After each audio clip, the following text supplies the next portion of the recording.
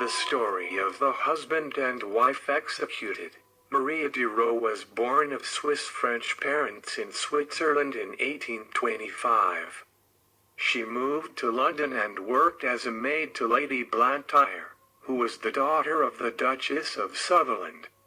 Maria developed a taste for the trappings of luxury and came to dread the thought of poverty.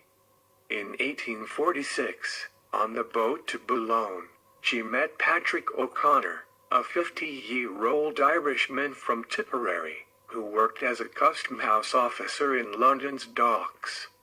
She was charmed by the man and suggested that he contact her next time she was in London. A couple of months later O'Connor came to Stafford House, where she was living, and he took her out to dinner. She told him that she had recently met Frederick George Manning, a guard on the Great Western Railway. Both men were smitten and both proposed to her over the course of the next few weeks. Maria just had to work out which had the most money. O'Connor seemed to be the richer. He spent freely, but he drank a great deal, and she had no desire to saddle herself with an alcoholic. Manning currently only had his wages as a guard, but told her that he expected to inherit a fortune from his mother. This was enough to convince Maria, and the pair were married in St. James Church, Piccadilly, in May 1847. Manning gave up his job on the railway and took a public house, the White Hart Inn, at Taunton. He was singularly inept as a publican, and the pair soon had to sell up and move back to London. They moved into Miniver House, Bermondsey. Maria had discovered Manning's true situation by this time. There was no fortune to inherit. Maria met up with O'Connor again, and he was able to avail himself fully of her sexual favors. In fact, he became a friend of both of the Mannings, occasionally visiting them for dinner.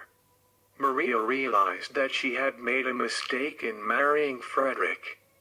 By now she had determined that O'Connor was a man of considerable wealth. Not only did he own a large amount of foreign railway stocks, he was also a part-time moneylender. Maria made up her mind. She must get her hands on the Irishman's fortune. On July 23, 1849, a bushel of lime was delivered to the house, which Maria paid for. On the 8th of August, a large shovel was delivered. It was on that day that Maria sent a note to O'Connor asking him to come to dinner that evening. Her plans were, however, temporarily thwarted as he turned up with a friend named Walsh. Not to be frustrated in her purpose for long, she asked O'Connor to return the next evening and suggested that, if he came alone, there might be more on the menu than dinner. The following evening O'Connor was seen, by friends, crossing London Bridge, and the Mannings' neighbors noticed the Irishman smoking a cigar by the back door. Maria told the man to wash his hands in preparation for dinner and led him into the kitchen, a lower-level room. O'Connor turned towards the basin, and Maria placed a pistol behind his ear and shot him. Manning went into the kitchen only to find out that the man was not yet dead and was trying to speak. In Manning's own words, "I never liked him, so I battered his head with a ripping chisel." O'Connor's body was quickly covered in lime and assigned to a grave under the flagstones in the kitchen, where the pair then sat and ate their dinner. The next morning Maria turned up at O'Connor's lodgings in Greenwood Street.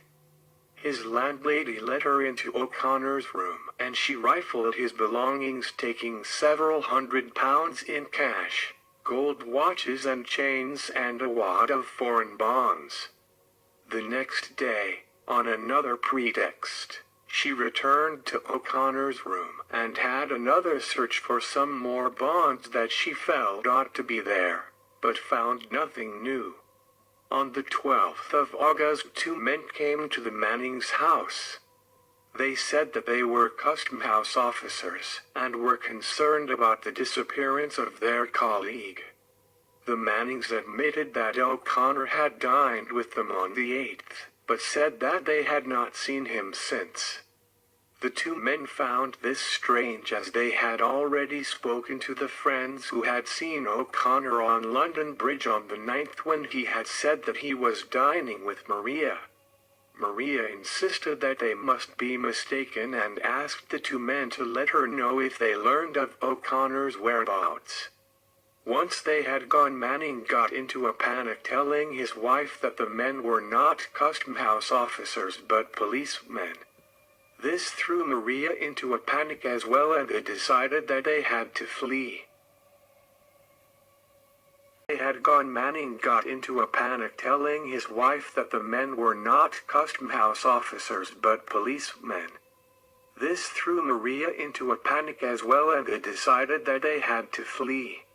Maria told her husband to go to a relative named Bainbridge and to sell the furniture for what it would fetch. As soon as he left, Maria collected together everything of value that she could carry and left. Neighbors saw her leaving in a cab with 3 or 4 trunks tied to its roof. When Manning returned and found the house a shambles and his wife gone, he realized that he was on his own. He grabbed a few items and went to Waterloo Station, where he caught the boat train for Jersey. Police investigating the disappearance of the Irishman discovered that a woman matching Maria's description had ransacked O'Connor's room. They went to the Mannings' house and, in the back kitchen, spotted that the mortar between 2 of the flagstones was still damp. They prized out the stones and soon found the O'Connor's body. The word went out to apprehend the Mannings. In answer to an appeal from Scotland Yard, a cabman came forward and told of taking Maria to the South Eastern Railway. There, using the name Mrs. Smith, she had left 2 trunks. She had then been driven to King's Cross. At King's Cross, Superintendent Haynes found 2 officials who remembered a woman who spoke English and French and seemed in a highly nervous state. She had taken the 6:15 a.m. train to Edinburgh. Haynes telegraphed Edinburgh police asking them to look out for the woman. Maria was already in custody.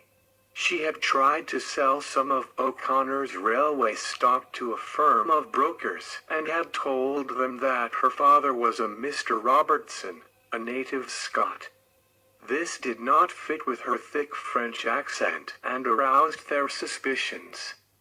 They had also already been warned that some railway stock had been stolen in London and that they should be cautious. Maria was returned to London, where she was charged with murder and lodged in Horsemonger Lane Jail. Frederick had another week's freedom before he was caught. Staying in St. Helier, he drew attention to himself by drinking prodigious amounts of brandy each day, and, when he met a man who had known him in London, Frederick fled to St. Lawrence. The man who had spotted Manning read of the case in the papers when he returned to London and lost no time in telling the police. On August 21st, Frederick was apprehended in his room and was returned to London.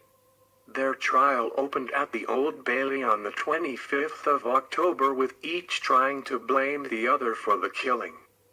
After a 2-day trial, the jury took less than an hour to find both of the defendants guilty, and they were sentenced to death. On the 13th of November 1849, they were hanged together on a gallows outside Horsemonger Lane Jail. Their end was watched by a crowd estimated to be between 30,000 and 50,000 people, the largest crowd ever assembled in Britain to watch a public execution. At 8:15, Manning and his wife entered the prison chapel. The sacrament was administered to them when the governor appeared and said that time pressed. Calcraft also came forward, and the wretched pair were conducted to different parts of the chapel to be pinioned. The operation was performed on the male prisoner first, and he submitted to it with perfect resignation. In the pinioning of Mrs. Manning a longer time was occupied. When the cords were applied to bind her arms, her great natural strength forsook her for a moment, and she was nearly fainting. But a little brandy brought her round again, and she was pinioned without any resistance.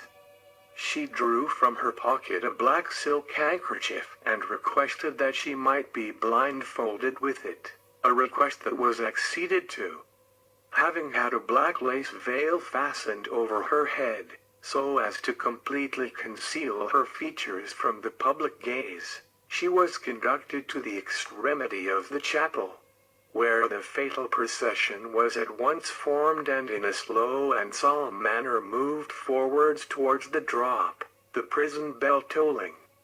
The procession passed along a succession of narrow passages, fenced in with ponderous gates, side rails and chevaux de frise of iron. In its course a singular coincidence happened. The Mannings walked over their own graves, as they had made their victim do over his. Mrs. Manning walked to her doom with a firm, unfaltering step. Being blindfolded, she was led along by Mr. Harris, the surgeon. She wore a handsome black satin gown. At last 9 o'clock struck, and shortly after the dreadful procession emerged from a small door in the inner side of a square piece of brickwork which rests on the east end of the prison roof. To reach this height a long and steep flight of stairs had to be climbed, and it only wonderful that Manning, in his weak and tottering state, was able to ascend so far. As he ascended to the steps leading to the drop, his limbs tottered under him and he was scarcely able to move. When his wife approached the scaffold, he turned round with his face towards the people, while Calcraft proceeded to draw over his head the white nightcap and adjust the fatal rope.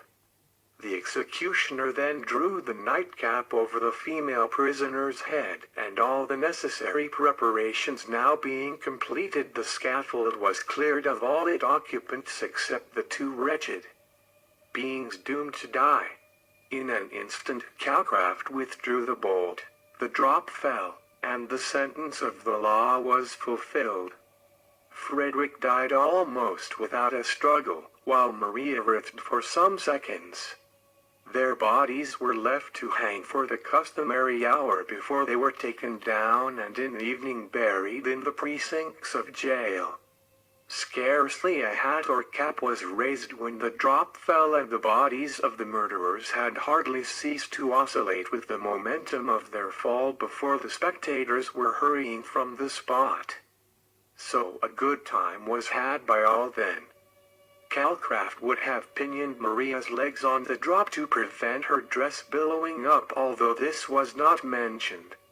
It was not unusual for prisoners to pass quickly into unconsciousness with short drop hanging, although this could never be guaranteed.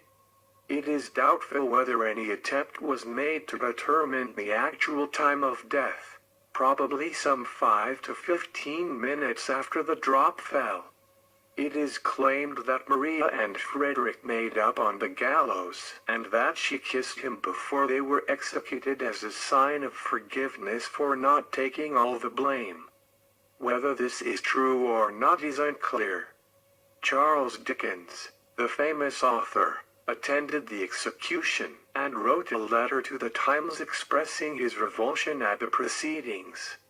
I was a witness of the execution at Horsemonger Lane this morning. I believe that the sight so inconceivably awful as the wickedness and levity of the crowd collected at that execution this morning, when the two miserable creatures who attracted all this ghastly sight about them were turned quivering into the air, there was no more emotion, no more pity, no more thought that two immortal souls had gone to judgment, than if the name of Christ had never been heard in this world. Thank you for watching Death Row.